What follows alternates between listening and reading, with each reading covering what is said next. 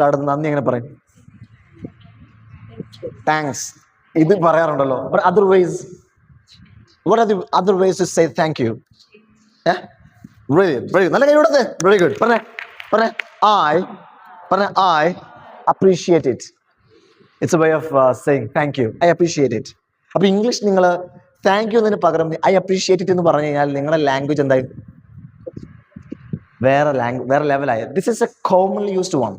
This is a കാറ്റ് വരുന്നില്ല. Commonly used one.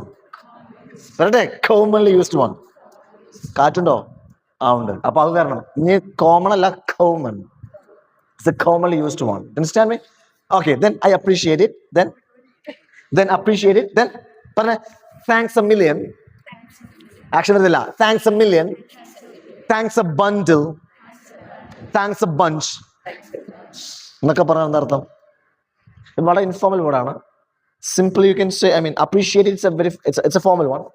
Thanks a million. Thanks a bundle. Then പറഞ്ഞ I can't. ഈ എഴുതാനുള്ള ആവേശം ടീച്ചറെ ഇരുന്ന് എഴുതുകയാണ് കേട്ടോ. എഴുത്ത് നിർത്തി. No, I'll keep you. Don't worry. I'll give you time to write. എഴുതാനുള്ള ആവേശം പറയാൻ കാണിക്കണം. I can't. ഈ ഇംഗ്ലീഷ് ഇങ്ങനെ പഠിക്കുന്ന രീതി ഉണ്ടല്ലോ, ആക്ഷനുമായിട്ട് ലിങ്ക് ചെയ്ത രീതി. ഈ പഠിക്കുന്ന രീതിക്ക് എന്താ പറയുന്നത്? TPR. പറഞ്ഞേ. TPR stands for Total Physical Response. Said it. അപ്പോൾ ടോട്ടൽ ഫിസിക്കൽ റെസ്പോൺസ് എന്ന് പറഞ്ഞാൽ നമ്മൾ എന്താണ് പഠിക്കുന്നത്, എസ്പെഷ്യലി വൊക്കാബുലറി സാധനങ്ങൾ പഠിക്കുന്നത്, അത് ആക്ഷനുമായി ലിങ്ക് ചെയ്ത് പഠിക്കുന്ന രീതിക്കാണ് TPR എന്ന് പറയുന്നത്. ഈ രീതിയിലൂടെ ഇംഗ്ലീഷ് പഠിച്ചിട്ടുണ്ടോ നിങ്ങൾ? Have you ever learn English for TPR? പഠിക്കാൻ യാതൊരു വഴിയുമില്ല. കാരണം ഈ രീതിയിലൂടെ ഇംഗ്ലീഷ് പഠിപ്പിക്കുന്ന അപൂർവം ചില മഹാന്മാര് മാത്രമേ ഇന്ന് ലോകത്തുള്ളൂ. പക്ഷേ എനിക്ക് ആത്മപ്രശംസ ഇഷ്ടമില്ലാത്തതുകൊണ്ട്